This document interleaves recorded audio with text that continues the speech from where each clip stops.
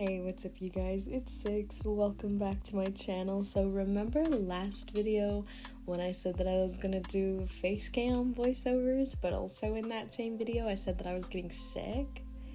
Yeah, I'm sick. So we're not facing camming today because my face is not facing. And also after that video, my phone stand that I used to record just absolutely was like, so what if I can't hold the position that you want me to anymore? I'm just gonna slowly sag downwards. What if I did that? Which, like, is fine for like top down videos and stuff, but for doing the face cam and all that, it was making me mad. So I can't record like that. I decided to nix it altogether. I ordered a new one that I keep seeing on TikTok that has lights on it and stuff. And a new mic that's obviously not here yet. I'm sure you guys can tell, but I'm super excited for those. So when I get those in, we'll be back with crisper footage and crisper audio, and it will be delicious and good. But for now, I'm super sick and I don't want to do that. So you're stuck with regular voiceover me again today. Nostalgia, I say, as if it's only been one video that I've done differently. Anyways, getting into the actual video that we are doing today. I have been seeing this trend on TikTok for a grayscale challenge, and I've done a grayscale challenge in the past on this channel before. But the way that I was doing it in the past was, it was like I kind of knew still what colors that I was using.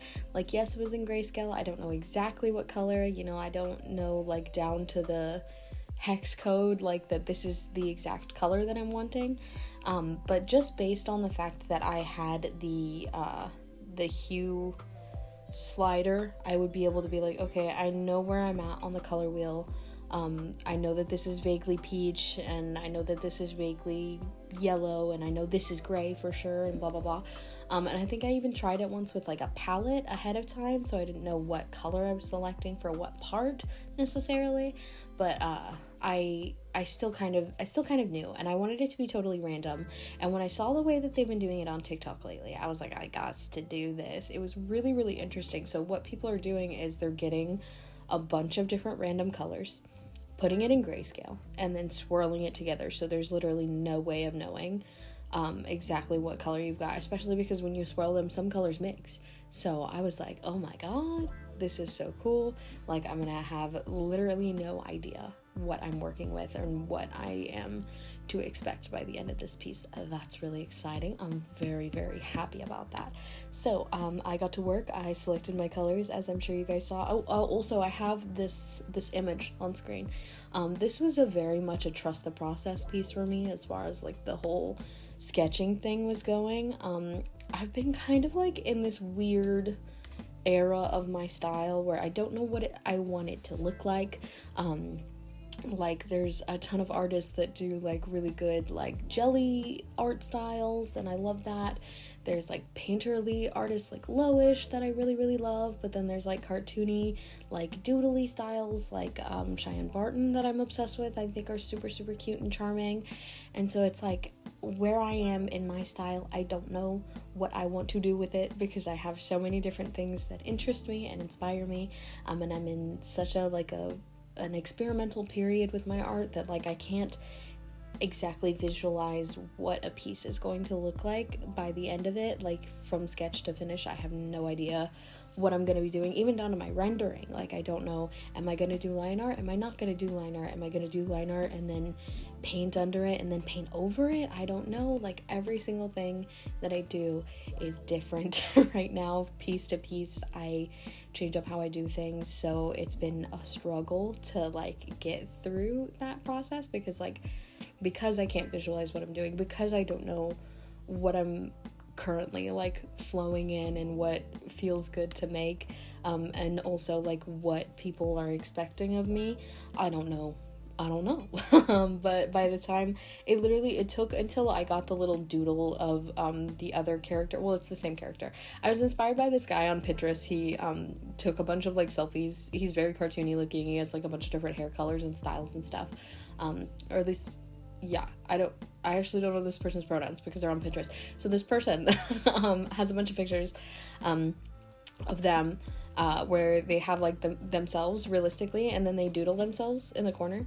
And I thought that was super cute. I'd like to have like a little doodle version of yourself. So I was like, I want to try to emulate this. I think it's super adorable. I loved the idea. I loved the style of it. So I was kind of inspired by that. And when I was doing the initial portrait, I was like, this is so not me. This is not my art. This is not how I do things, or like I didn't feel like it was how I did things. And then when I got the little doodle version of them on their shoulder, I was like, wait, this is kind of adorable. I love this. This is super fun. This is me. This feels like me. So I don't know what that says about my style journey at current. But it was fun to make. It was certainly fun to experiment a little bit. I also had like a lot of fun putting the subject together in general, because I was like, I was pulling from a bunch of different images. Sometimes I just get like one pose, outfit, hair, but for this it was like, okay, this is the general vibe that I want. This is half of the pose, this is the other half of the pose, this is the outfit, this part's from imagination, this is that. So I felt like I was being creative, which was fun, because usually when I pull together references, I like stick to them really hard, and then I feel like I'm not changing them enough or making it myself or interesting enough, even if it's like wildly different from the end result. I still sometimes like struggle with feeling like I'm altering it enough, but this, it was like, oh, I'm gonna like pull from all over the place and like mash them all together, and it felt like I was like making something cool and fun and like creative. I don't know, I'm low on words because I'm low on brain right now. The illness, it's leaking from my face. It's bad. But anyway, I had a lot of fun putting the actual illustration together. So we have this illustration. Now let's talk about what it was like to render this piece with it being entirely in Grayscale. So honestly, I really loved working in Grayscale for the fact that I was really able to see my values pulled apart from each other. It was really, really strong like contrast, except in some places, like for example, the character's little pants, I feel like are a little bit too close to the shirt for my liking, but I I was running out of midtones that I knew I hadn't already used. So like for me, I think I should have had like way more deeper tones in this, like for the hair and stuff. I think that would have made it a little bit easier, because when it came to picking like different midtones for certain spots, I was like, have I already used this color? Did I grab this one already? Because that was something that was really confusing, because I genuinely had no idea what colors I was picking. When it came to the ones that looked really similar, I was like, did I use this already? Is this same color gonna be all over, and not in a good, like, harmonious way, but in like I picked the same color for everything and now it all looks the same and there's no like point of interest or anything like that. I really wanted it all to be like, okay, here's the skin, here's the hat, here's the shirt, here's the undershirt, the camera, stuff like that. Like, I wanted it to be harmonious, but I wanted it to be like different at the same time. Like, I didn't want it like I didn't want everything to end up being blue, and especially not being like the same blue, for example. So I was really worried about that. I moved things around a couple of times because I was like, I'm so sure I already clicked on this. I'm so scared that I already clicked on this. Something else I'm also kind of upset about is that I did not pick enough highlight tones. Like, when I went to go and color her shoes, I was like, I need like a white, but not a white, because in my head they're white, right? Like, these would be white shoes, but I have no idea what color they are. I don't want to use actual white because, again, I don't know what color they are. I would want like a lighter color to highlight it. So even if they're like yellow shoes and the highlight is pink, because it's a light pink, it like still adds interest to it. Does that make sense? Versus it just being white and looking either like super blown out or super unfinished. I didn't want that. I wanted it to be like super colorful and stuff like that, but I really did not pick enough light colors. I ended up going crazy on the midtones, put a ring of medium to dark on the outside, and I am upset about doing that because I realized most of my skin tones were on the outside.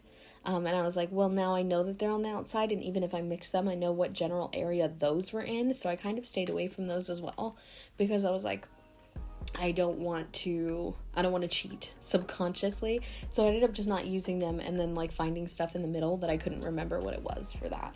Which I'm not super upset that I ended up having to do, but I am like, okay, like it would have benefited from having a little bit of a darker color, because then I would have been able to bring more value in there. But still, it being in black and white, I was able to push my values a little bit more than I feel like I do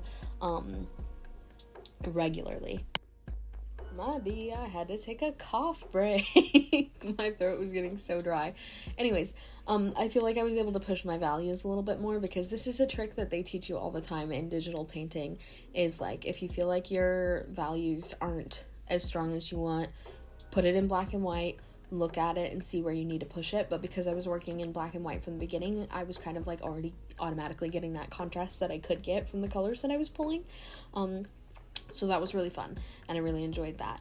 Yeah, I think the biggest struggle for this piece was mostly just trying to remember what colors I had already used and what colors I hadn't, because I really didn't mind what the colors of this looked like. If it ended up being super brightly colored, then I wasn't going to be upset. If it ended up being super natural, I also wouldn't be upset, because the style that I was going for, like streetwear, there's lots of like muted tones in streetwear, but there's also like, you know, flip the script and it's super like brightly colored, big baggy clothes. So if things ended up being one way or the other, I wasn't going to be upset. So honestly, I was just having fun coloring. It was like a coloring book, but in black and white. And the end result of this, I wish I had thought preemptively to record my actual reaction to the end result of the color, but I was shocked. So I don't remember fully what it looks like. I have it in black and white, so I'm going to take it off, and it's so cute. I love how it looks in color. I'm going to pop it up for you guys here now to look at it, because we're heading towards the end of the video now. But I really like how this looks. I was very much shocked about the end result of this piece. Again, I didn't care that it was super brightly colored. I was shocked to see a lot of similar colors, actually. I was picking a lot of like pinks and purples and blues, which was really nice. It was kind of a harmonious color palette, except for where orange snuck in some places. In some places I think it works, like in her face I think it works. The pants I don't think work as much. The shirt shading Ow. The shirt shading, I'm kind of on the fence about, because on one hand, I think it looks cool, but on the other, it's like, it's orange. How did that happen? But ultimately, and the hair, because it looks like brown, and then there's just like random blue, so it's like it doesn't flow as well as I would have liked it to, but it's still cool. I still like it. I think it looks really awesome and unique. It's like really vibrant, and I rock with it. I think it's really cool. And I had fun doing it, so I highly recommend you guys try out this challenge for yourselves if you haven't already. I think it's a really cool take on the Grayscale challenge that we have already had for some time now. I think it presents even more of a challenge than the initial one did, and I really like it. It's fun. Go do it. If there are any other challenges that you guys want me to do on this channel, let me know. This was actually my first gap filler video, because I was supposed to do reacting to TikTok's video, and then I got sick. And also my tripod wasn't working, so I couldn't film myself reacting to them. And also the idea of doing like 4 or 5 drawings versus doing 1 drawings was not fun. So I still have space to fill on this big old calendar of mine. If you guys have stuff you want to see me do on the channel this year, put it down below. Leave me your suggestions. I'm very excited to see them.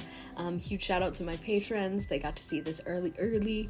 I've decided I'm going to try to make Mondays my filming days so that I can get them up super early. So, I mean, patrons are going to get these videos almost like an entire week in advance. I'm so sick. Oh my god. Patrons are going to get these pretty early, so they're going to get to see all this fun stuff before you guys do. So if you want that early access, if you want that, patreon.com/6studios. Thank you to my patrons on screen here. I love you guys so much. I love you guys watching this video too. I really appreciate you guys. It's just the economy.